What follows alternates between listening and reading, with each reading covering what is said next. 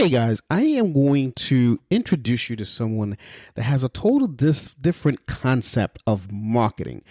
This person is actually going to teach us how to market using your office. Now, it's a very interesting concept. We interviewed her and we thought, wow, this would be a great podcast topic. So that's why I'm bringing this to you. And let us know what you think. At the end of this, I would love to see the comments of what you think about this different style of marketing. So without further ado, enjoy the show.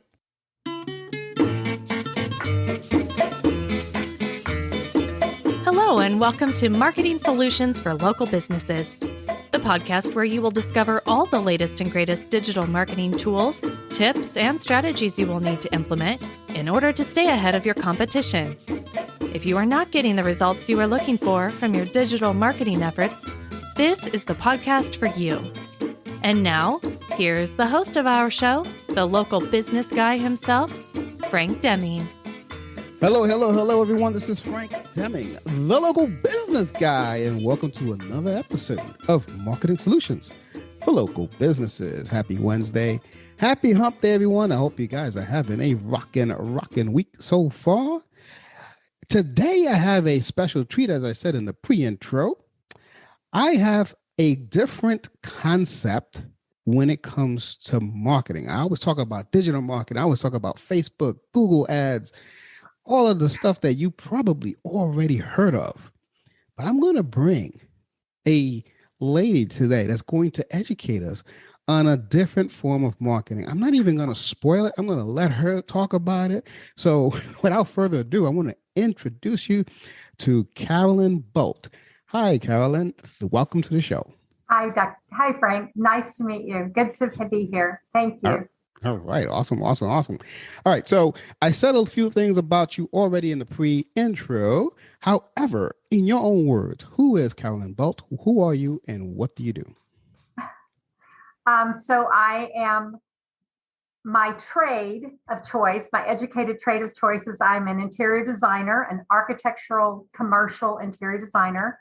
But my life is I'm a business owner. So I own a small business and our specialty is designing holistic healthcare offices around the country. And we do it all virtually. So our goal is to help elevate the clinics and the doctors' offices that we work with so that they are more successful. Awesome. Now, as I also mentioned a little bit, you have a very interesting take on marketing. Because you work with a lot of brick and mortar businesses. I know one of your, based on the research I've done, one of your biggest niches are the chiropractic offices, but you do other offices as well. But enlighten me once again, what is it about that whole marketing trend and office furniture? I would love to hear that. Yes. So my job here is to help educate your clients, your people, the people that are listening to you, specifically the ones that have brick and mortar, on how important the intentional design of their office space is to support their clients and their marketing efforts. So it is very brick and mortar based. So if you're an internet marketing based, you can just listen and observe and hear. But if you're brick and mortar based, your office is like a package around your services. And it's either going to support your brand and support your image and support your message, or it not. And most small businesses are not even aware of it. So in the interior design industry, in the interior design business, there's a whole part of our job as commercial interior designers is to elevate the return on investment of their office space so that the office space actually helps them be more profitable, make more money. They generate money just from the office business. I never actually never considered that concept. So think of it this way. Think of it as your like a brochure. Think of it as a package. Another way to describe it is imagine that you're going to buy a product and you're going to go into a store and whatever that product is. Let's just say it's a personal item that you're buying. Maybe it's different types of razors. Let me just use that as an example. And you're going to go down the aisle, you're going to glance over that and you're going to be attracted to different products based on the package. That's the first impression. And that package was designed, if you pick up a package that you like, that package was designed to attract you, who you are as their ideal client.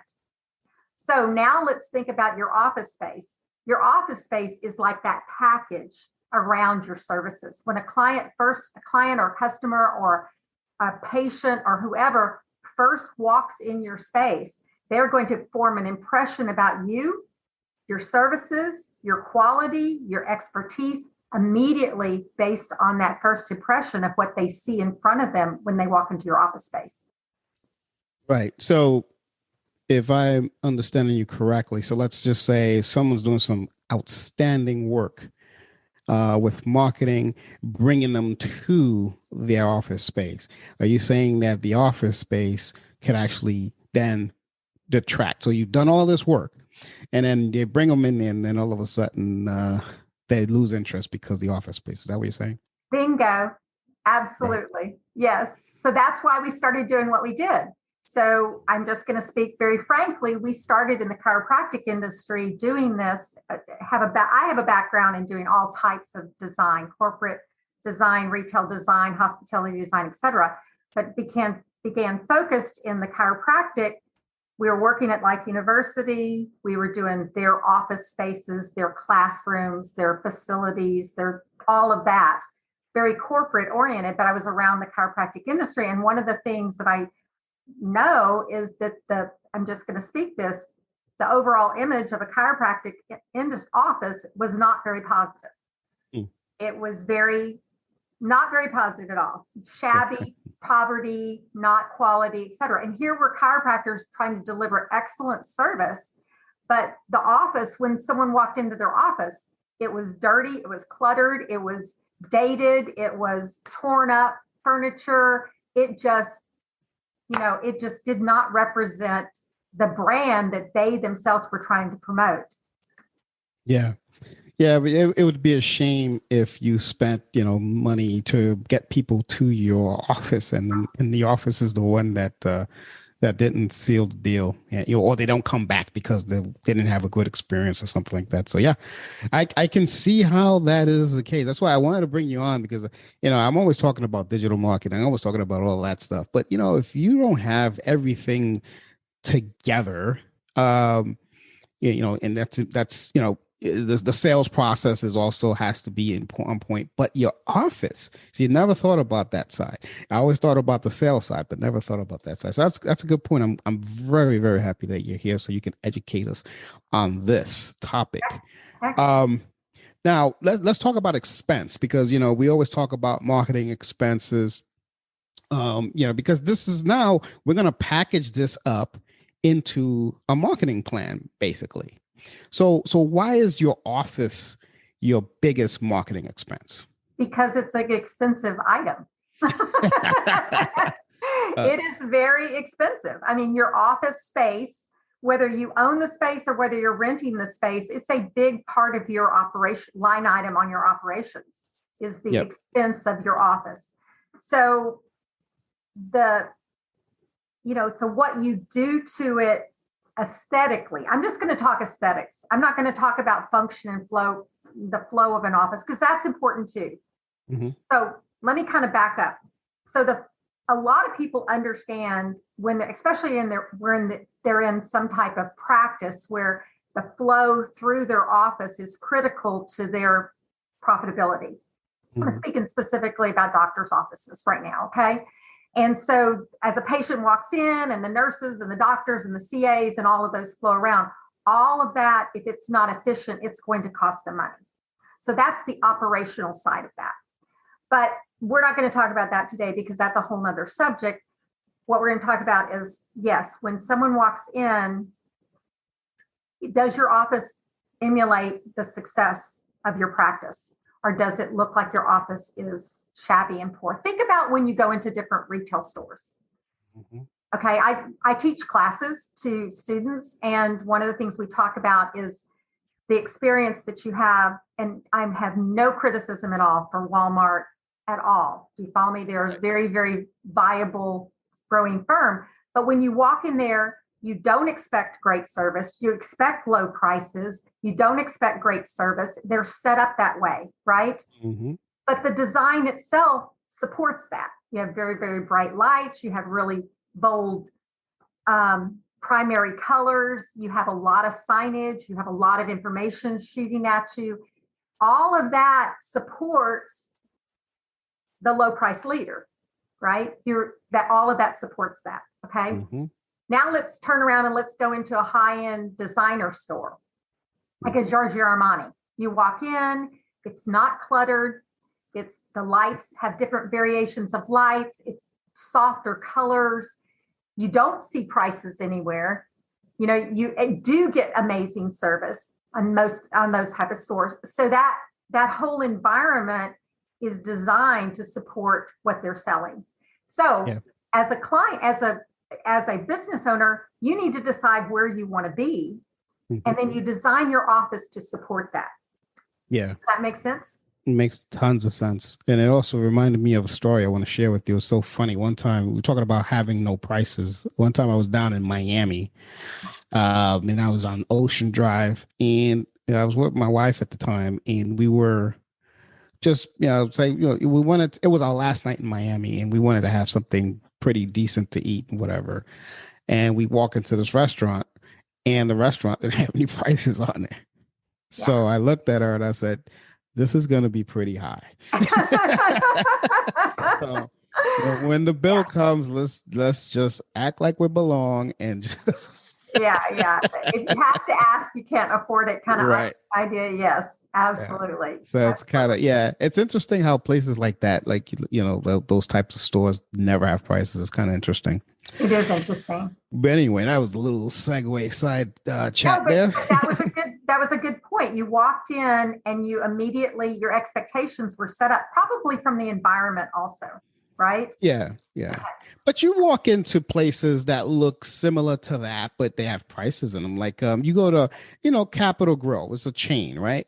But you can get a pretty decent steak there, but they have prices there. And it's the same lighting. It's the same type of, like a Ruth Chris, even. Yes. Ruth Chris, Morton's. It's the same type of deal, but you see the price there. This place had no price. I understand. There was some marketing psychology to that, and I don't know if I could answer it, but there probably was some marketing psychology. There's something about it, yeah. All right, so back to the subject at hand here. So let me ask you a question. We're talking about space here and making sure that it basically, this space should be designed to make you money, right? Because it's gonna attract a certain clientele. But let me ask you this though: how often do you think that, let's say you're set up and it's looking great, but how often, or if you do, or do you have to anyway? How often do you think you have to freshen up your space, like to make it more today? More today. Okay. Well, there's some big rules of thumb to go with. Number one is there's cleanliness is on a regular basis. So having decluttering is something that it's amazing. In fact, I'm looking behind me going, okay, look at the clutter behind me right now. Decluttering is something that we need to purposely do on a regular basis because the cluttered space appears less valuable than one that's not cluttered, that's all organized. So I can't let my girlfriend listen to this episode because she's gonna be, you see, I tell you. Anyway, go ahead, continue. So when people walk in the space, you want them to feel uncluttered. You want them to know where they want to focus. So decluttering is something that should be done on a regular basis. It is very interesting that most people can live around their clutter until it's overwhelming to them. But yet very early before it becomes overwhelming to them, it's probably overwhelming to other people. So what we suggest is you have other people be real honest with you about, am I cluttered? What do I need to do? Do you know what I'm saying? Almost like someone coming in and doing styling. Let let me give you a really good example. Anyone that's ever tried to sell their house have probably had the real estate people come in and say, you need to unclutter. The majority of them will. And if you unclutter, you'll get more money for your house. It's amazing. So it's the same it's a psychology of space. It's a psychology of how people feel in space. Yeah. So decluttering is a regular thing. Keeping things clean, meaning walls painted, things unupholstered, looking at upholstery that is torn or dirty or things like that. That's probably something you need to look at about once a year in a commercial space. Okay. Once a year. Now, do you totally need to change the color of the paint? No, but do you need to look and do touch up and scuffing, maybe some deep cleaning? Bathrooms need to be clean, things of that sort. Mm-hmm. So that's about a good 6 months to once a year to just kind of do an overview of that. Okay. The big picture is that everything dates in 7 years, 7 to 10 years. So there's the cycle of style, and that'll happen every 7 to 10 years. It happens in clothing, it happens in architecture and design, it happens in market branding. I mean, think about website design and how that is constantly evolving, and we need to freshen up those type of things. Now, print material and digital material is going to date a lot faster than your physical office space, thank goodness. Because physical office space is going to be more expensive to change. But but it's going to date. So you need to just put that into your budget, that you're going to need a refresh every 7 to 10 years of the things that will date: colors, styles, lighting, things of that sort. 7 to 10 years, that's not bad, actually, because we have to refresh our websites every 3 years. At least that's what the Google gods tell us. We just have to refresh it, update it, whatever. Yeah. But 7 to 10 years, that's not bad. No, also, not in relation to what you just said. Absolutely. And but another thing you said that triggered something in my head was when you were talking about oh my God, it's escaping it was on the tip of my tongue and it just left me. But I know I was going to come back. But it was interesting to me how you went through the phases as the paint, the cluttering, and how the real estate relates to it. And it just came back to me. But the thing that really I was interested in is when you have something that you could get comfortable looking at and getting someone else to tell you, that is key. Because I could remember, this is a long time ago, my first office I used to have this garbage can towards the where the front door was. Because I would say, if someone wants to throw something out, they have it in their hand. It's a convenient spot. So to me, I was just so used to seeing it there, and it was great until, someone was like, I don't think that looks good there. Interesting. So using that as an example, how what you were saying, I was like, using someone else to say, hey, be honest with me. How does my space look? How does my space? You just said something like you said that about in the digital world, you need to update your website. What'd you just say? Every 3 years? Every 3 years, yeah. Mm-hmm. So is that so I'm going to ask you a question. Is that because of technology changes or is because of style? Tell me why. Technology changes, trends. In this business, you don't want to be behind trends. Okay. You never want to fall behind. Like if long form content is the style now, it may not be the style in 2-3 years. So then you shorten up the content. If images, if big images was big, back in the day, small images may come back. And so you just got to follow the trend. So you got to change up your website. Now that is something I needed to hear. Because I didn't know. I would just thought, hey, style changes, historically. So when you study interior design and study architecture, you spend a lot of time studying art and architecture history.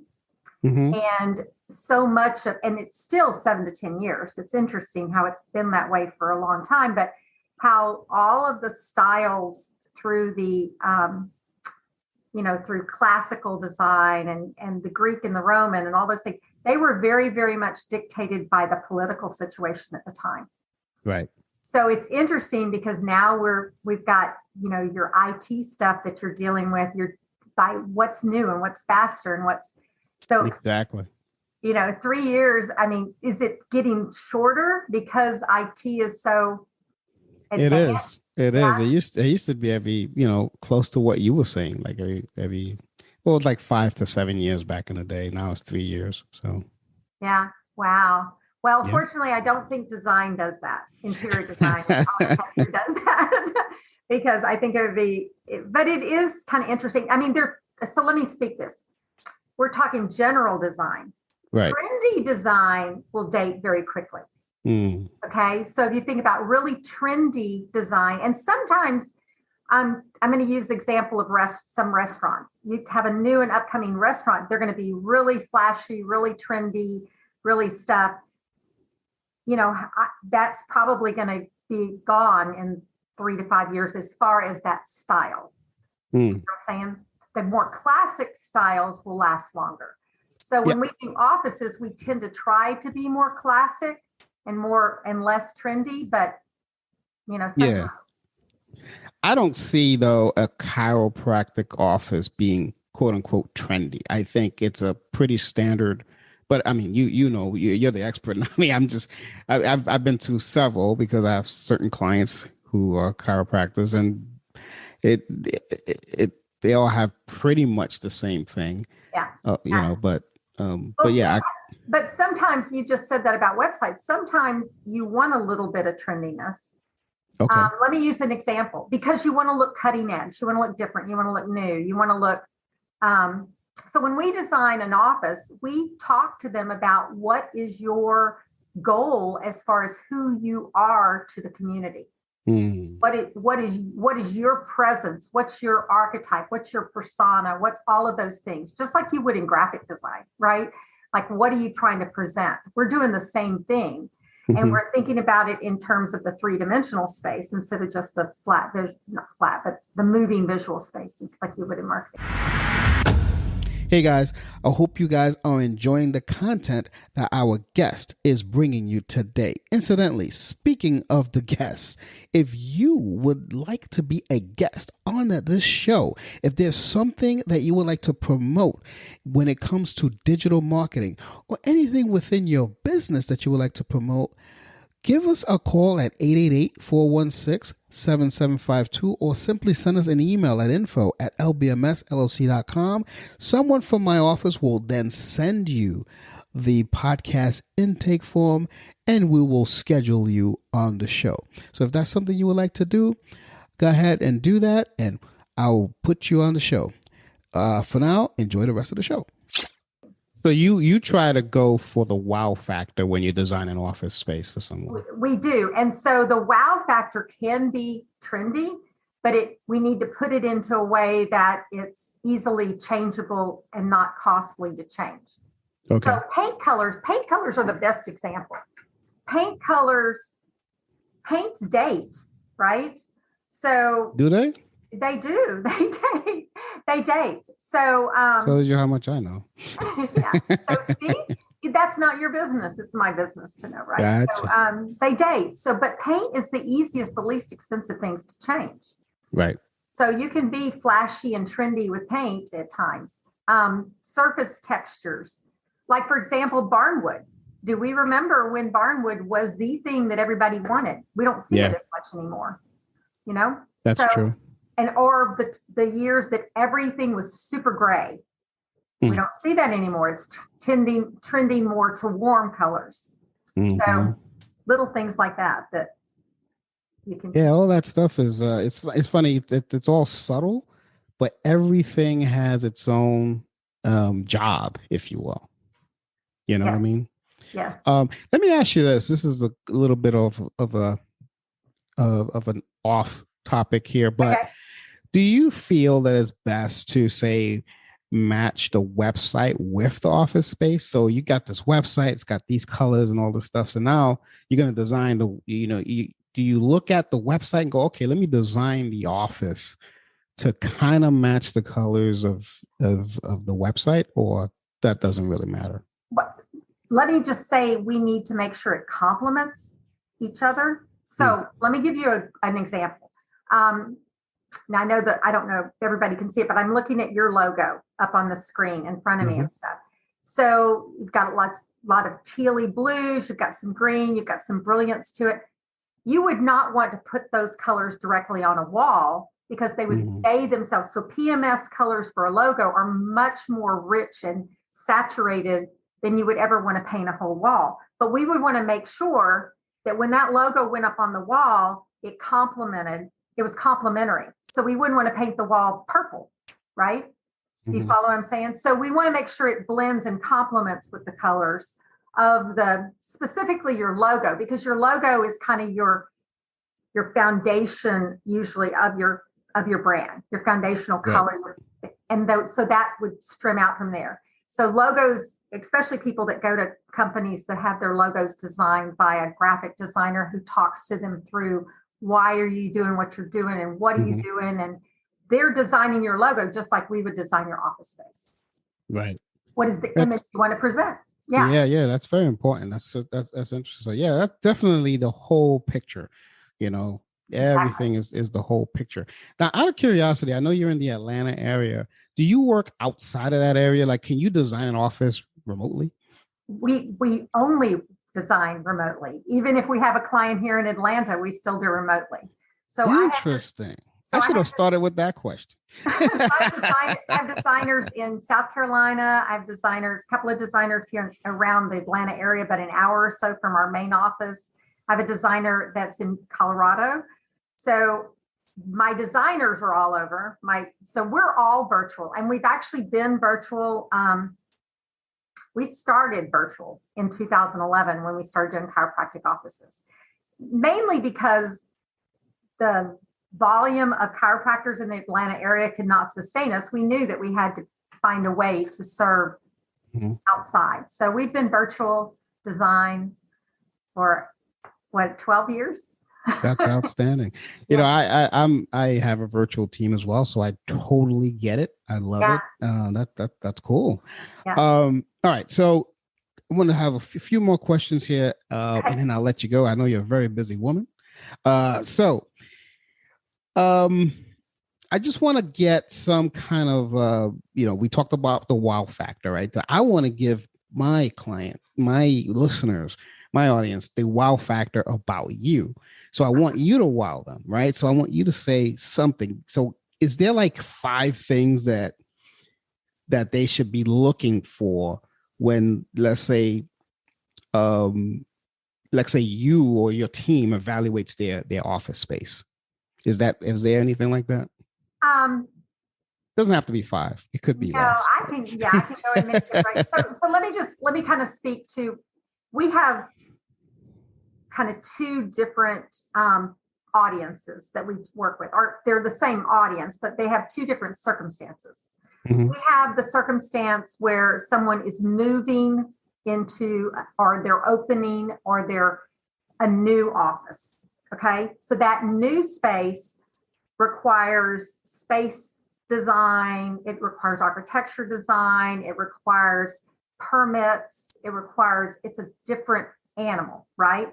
So that one is you're kind of going into a new space. You could either be your second office. It could be you're moving an office, your 5th office, whatever, but it's a new space. So we call that more of a new build. It could be a renovation of existing, but you're moving into it. You don't occupy it, unoccupied.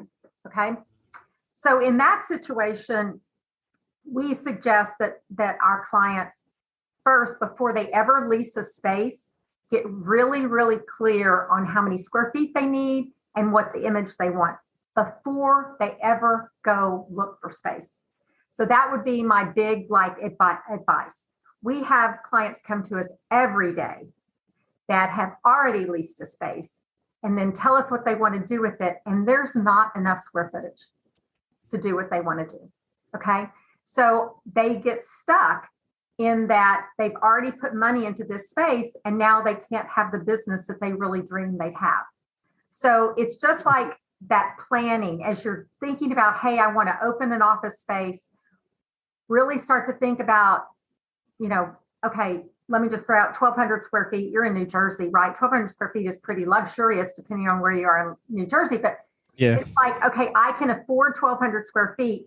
What can I get in 1,200 square feet? Is one way to go. Another way to go is, this is ideally what I want to do.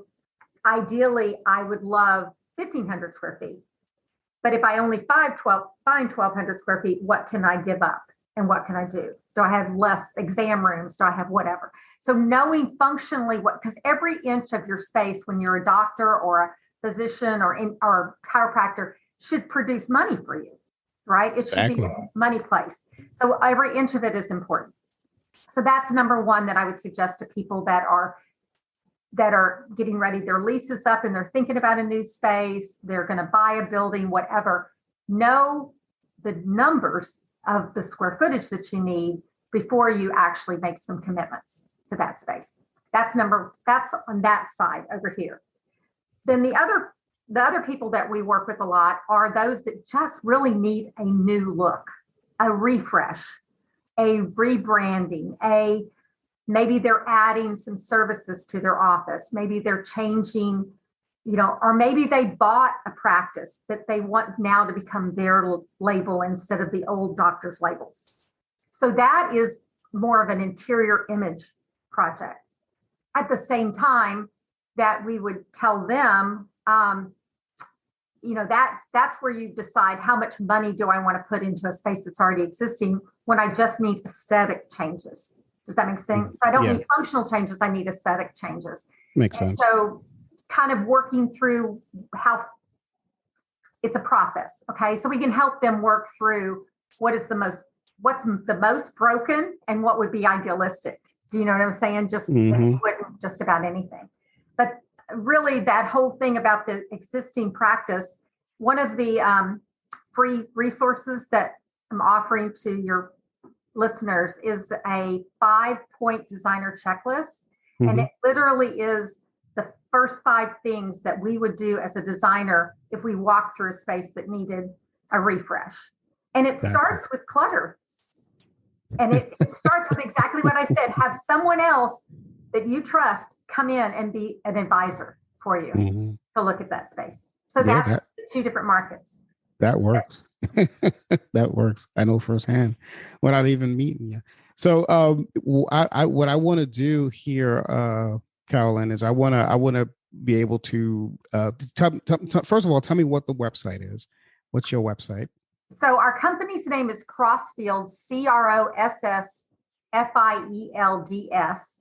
So you can just Google that and find us. But we are listed under Chiropractic Office Design. Okay. .com. Okay. But it's CrossFields Chiropractic Office Design. If you type in CrossFields, we should come up. So that's us. And I'm going to put a link to that website on the show notes. I'm also going to put a link to your LinkedIn, Facebook, and Instagram information on the show notes. So if anyone wants to connect with Carolyn, you can do so there. But you also mentioned the gift that you have for the listeners, and I'll put a link to that as well. But that you can find it at chiropracticofficedesign.com/LBMS, and the LBMS is all caps. But like I said, I will put that in the show notes as well. So Caroline, before I let you go, is there anything I did not ask you that you think would benefit the audience? My goal is that people become aware of their space and that it impacts their success. So have you asked me enough questions that you think your listeners would understand that? It's throwing it back at me, guys. Did you see how she just did that? Did I did I meet my goal? That's my question. Right. Well, I had those are the questions that I had because I found it a very interesting concept how to tie marketing to your office space. Never thought of it that way. Yes. I was floored when I heard that concept, so I had to put you on. I'm hoping that my listeners are just as floored, and they will check out that free resource that you have for them. Yes. Just head on over there and check it out. It can't hurt, guys, and trust me, if you're spending money on marketing, you don't want to disappoint them when they get there. So that's something that I think that you have to take in consideration. Absolutely. Very well said. Very well said. So with that, I am going to bid farewell to this episode. Next week, I'll be back with my with my normal topics of digital marketing. I know you guys are bored about that, so I like to bring people like Carolyn on to just change it up a little bit, But with that, I'm going to bid farewell. This has been Frank Deming, the local business guy, and you've just been blessed by the great Carolyn Boldt. Take care, everyone. Until next week. Peace out. Thanks for listening to another episode of Marketing Solutions for Local Businesses, the podcast where you will discover all the latest and greatest digital marketing tools, tips, and strategies you will need to implement in order to stay ahead of your competition. Don't forget, any links that were mentioned during the broadcast will be available to you in the show notes, so be sure to grab them while you have the chance. Incidentally, if you have any topics that you would like for us to discuss on the show, be sure to send an email to the email provided in the show notes, or click the Contact Us link and let us know what topic you would like us to help you with, and we'll be sure to add it to our schedule. If you would like for Frank and his team to look at your digital marketing presence and give you a free evaluation, simply click the Request a Free Consultation link in the show notes to get a hold of them. That being said, until our next episode, make it a successful digital marketing day. Peace out.